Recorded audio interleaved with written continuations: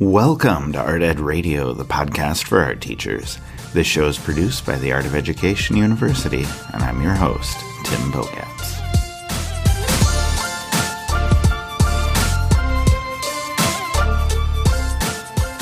Now, at this time of the year especially, so many teachers are worried, and rightly so, about how effective they are at teaching everything they need to teach. You look at this at the beginning of the year and you just become overwhelmed. And as art teachers, I think it seems especially pressing to look at everything that you need or that you want to teach, because our curriculum has just so much breadth and there are so many things that we need to cover, whether you are teaching skills or studio habits or various media, art history, critiques, anything else. All of that creates a sense of worry that is constantly there about whether or not we're going to have enough time to get through it all. But I think it's important that we slow down for just a second, take a break from being overwhelmed by our curriculum, and realize that there are actually some more meaningful things that we can and maybe even need to do in our classroom. You know, I think people get so laser focused on getting to content and getting straight to teaching, and I don't want it to be that way, because I think if you do that, if you spend all your time worrying about content, you run the risk of missing one of your biggest opportunities.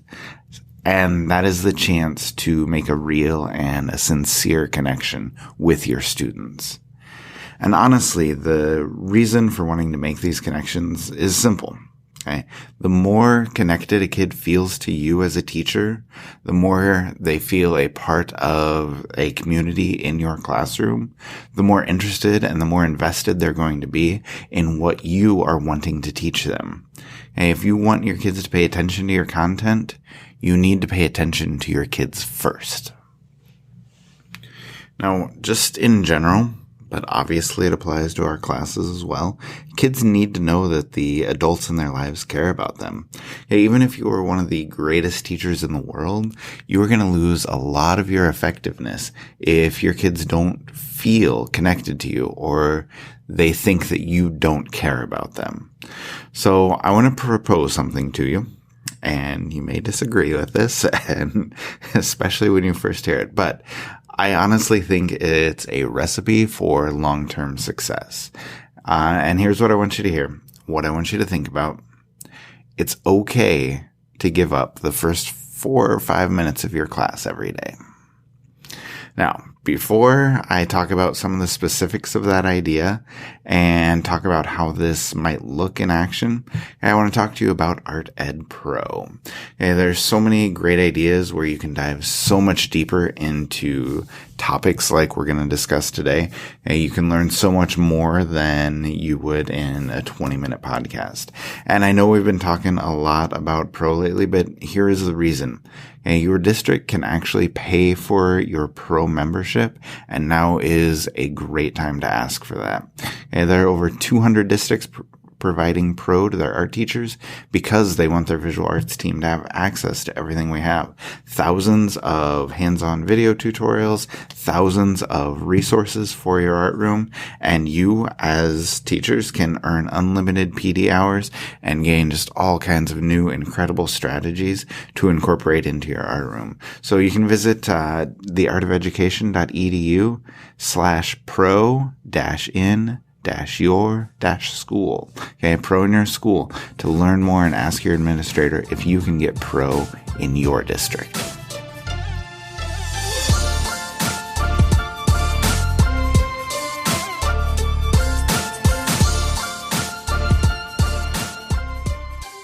Now, back to this idea of creating connections, of creating community. So how does this look in action?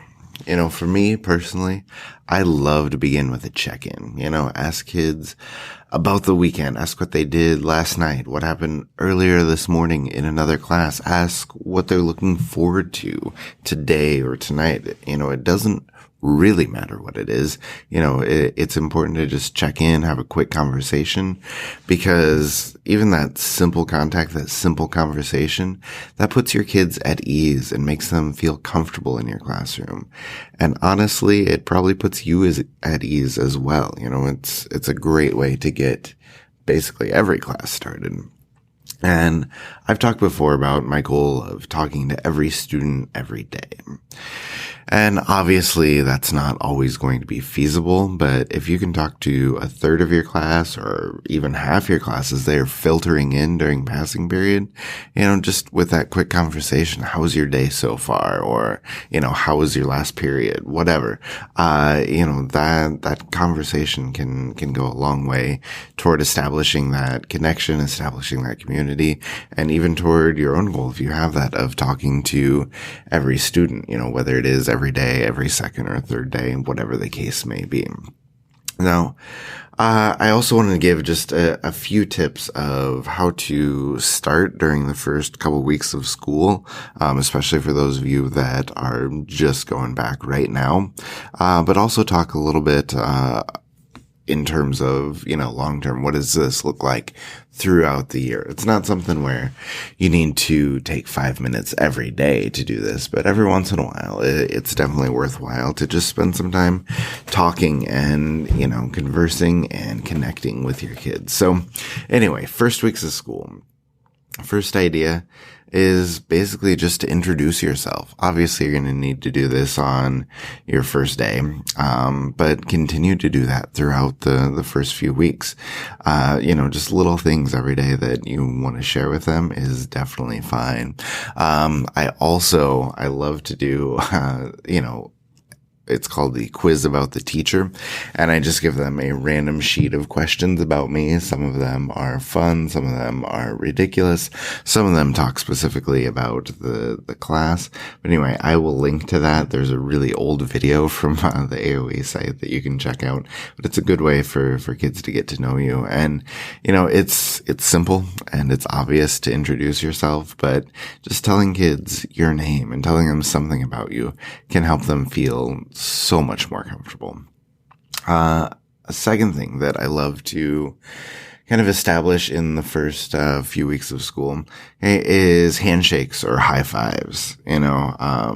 I'm not one to hug. Never have been. You definitely don't want to mess with that as kids get older. But, even just a little bit of physical contact. I love doing handshakes. I love doing a quick high five as kids walk by. Like a lot of times, high school kids especially will roll their eyes at you and sometimes even avoid your high five. But usually I just, tease them about that. And eventually they'll come around and give you a high five. But, that simple physical connection, can make a huge difference. If you have younger kids, elementary age kids, just holding their hand for a second goes a long way, or getting down on their level to talk to them, where you kneel down or squat down so you're face to face with them. That can make a huge difference in making kids feel comfortable. Third thing, you need to let them know what to expect. As adults, we want to know what to expect from a situation, and our kids aren't any different from that. Just letting kids know what's going on in the class that day, what's going on in that class over the next couple weeks, what's going on in class over the long term. Kids love that. It's a great way to kind of earn their trust, to make connections, and just to help them feel at ease with what's coming, is just give them a quick rundown of what to expect. Like I said, that day, that week, that semester, whatever the case may be. And also, I love to tell them, something about myself. I love to tell kids, your favorite color, your favorite animal, your favorite food. Maybe each day you just talk to them about that. And if you want to take some time, let them share their favorite animal, their favorite color, their favorite food.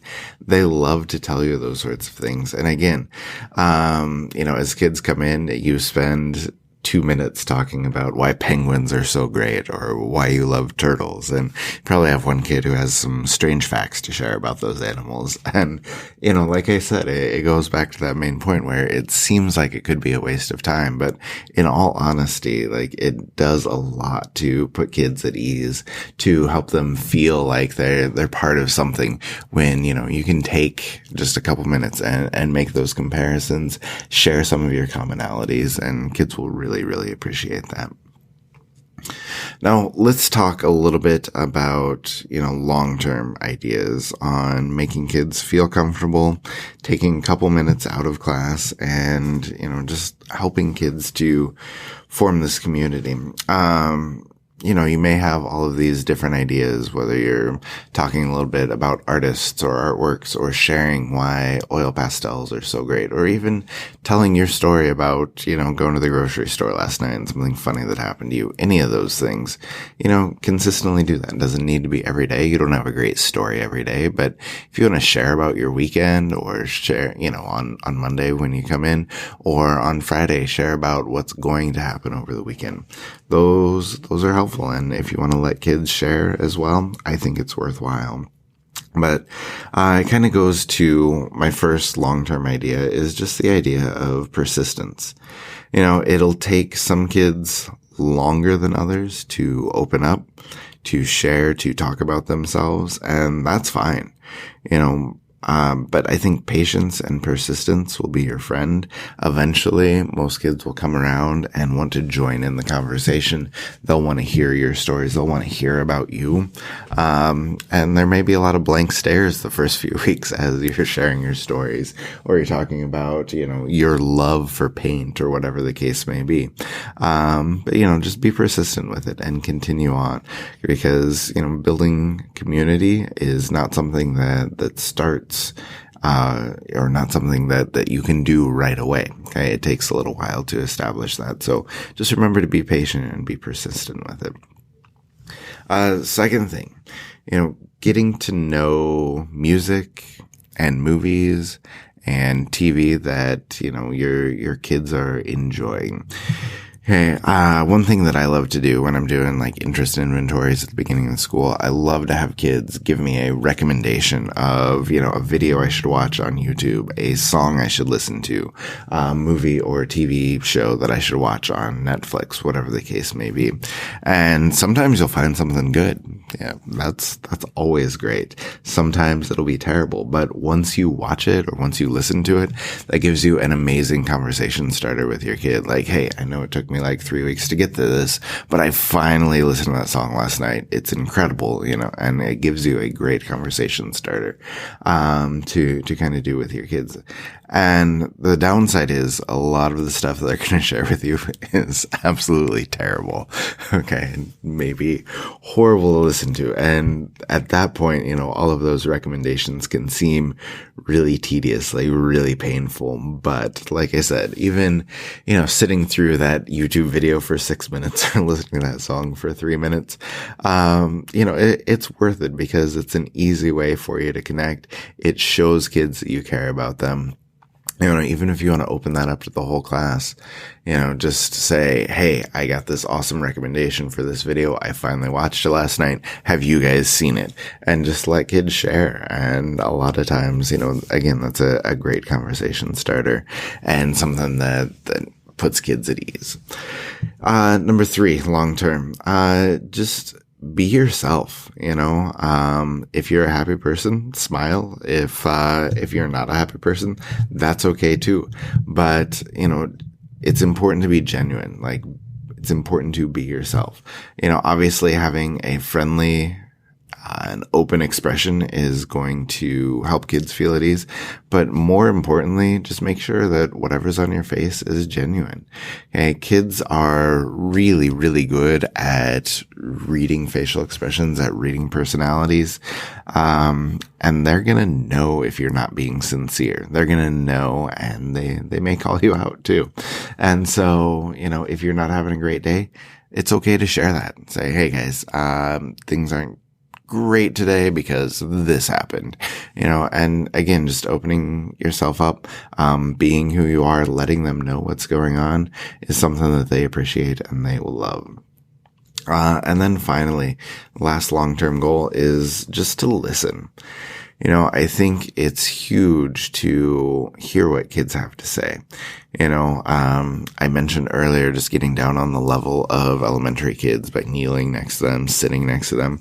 With high school kids, I love to stand face to face. I love to sit down next to them at the tables and just make eye contact and really listen to what they're telling you. There's so many times that kids go through their entire day without any teachers or any adults like really listening to them. And so even just a little bit of conversation there, whether you're taking a couple minutes and listening to them talk in front of the class, whether you're taking time throughout the day to sit and converse with them. That really helps. And even better, if you can remember just one of their favorite things, video, food, animal, whatever, that goes a long way to making that meaningful connection. So try and do that as well. So I don't know, I guess to just kind of wrap things up, I would say that making those meaningful connections can make a huge impact on your ability to effectively teach your kids. And if you take a couple minutes to talk about the penguin documentary that you watched, or tell a story about, your trip to the vet with your dog, or the run you went on last night, or the concert that somebody went to, it can feel like a waste of time because you're getting pulled away from your curriculum. But to be honest, like that conversation, that connection can be one of the strongest tools in your teaching toolbox. And while for a lot of kids, it can take longer for them to open up, it can take longer for them to become comfortable, it is always going to be worth your time to do that. As when I first started teaching high school, I was so worried about everybody getting their seats, sketchbooks out, ready to take notes as soon as the bell rings. And, still, I'm kind of a stickler for rules, and I love my procedures, and I want those transitions that don't waste time. I have changed my view on making connections, because I think that the more you teach, the more you see and realize that the time you spend developing rapport and making connections has just so many benefits. Like, students get to know you better. And when they get to know you better, they feel more comfortable in your classroom. And when they begin to realize that you care about them and they're interested in them and what they have to say and who they are, they trust you. And most importantly, they allow you to teach them. And really, isn't that what this is all about anyway?